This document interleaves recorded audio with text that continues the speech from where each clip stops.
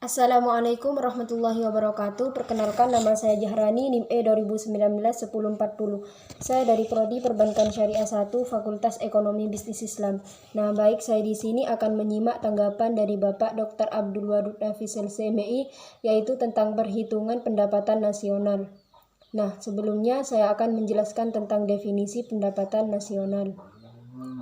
Pendapatan nasional adalah seluruh nilai total output barang atau jasa yang diproduksi oleh suatu negara dalam periode 1 tahun.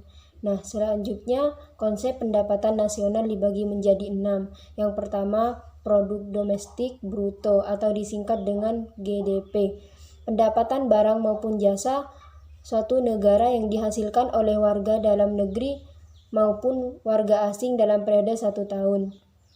Yang kedua, produk nasional bruto atau disingkat dengan GNP, pendapatan barang maupun jasa yang dihasilkan oleh suatu produk negara selama 1 tahun termasuk pendapatan yang dihasilkan di luar negeri.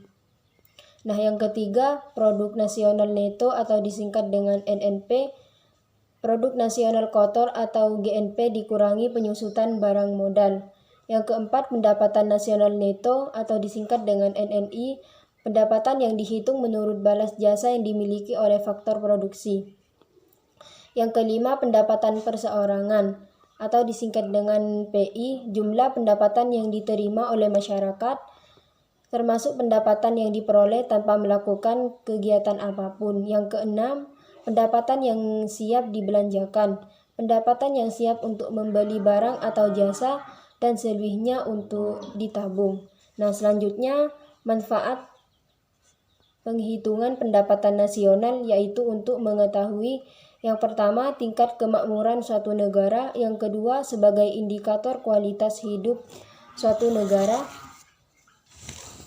yang ketiga sebagai indikator perbandingan kinerja antar negara, yang keempat mengukur perubahan perekonomian secara berskala, yang kelima mengevaluasi kinerja perekonomian suatu negara secara berskala, yang keenam memudahkan dalam membandingkan kinerja ekonomi dari setiap sektor, yang ketujuh sebagai indikator perbandingan kualitas standar hidup antar negara, yang kedelapan sebagai indikator dan perbandingan tingkat pertumbuhan dari waktu ke waktu, yang kesembilan sebagai indikator dan perbandingan pertumbuhan ekonomi dan kekayaan dari suatu negara.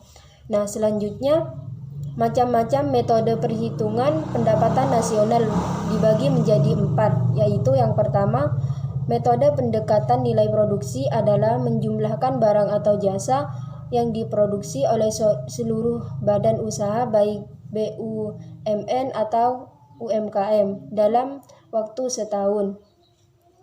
Yang kedua, metode pendekatan pendapatan dengan menghitung jumlah pendapatan dari seluruh faktor pembeli produksi.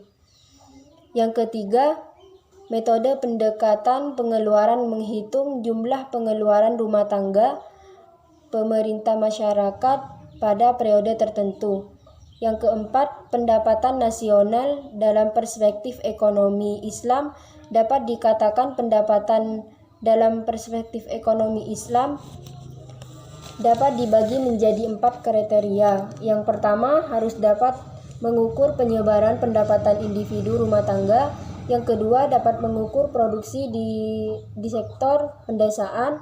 Yang ketiga, dapat mengukur kesejahteraan ekonomi Islam. Yang keempat, sebagai ukuran kesejahteraan sosial Islam melalui santunan dan sedekah.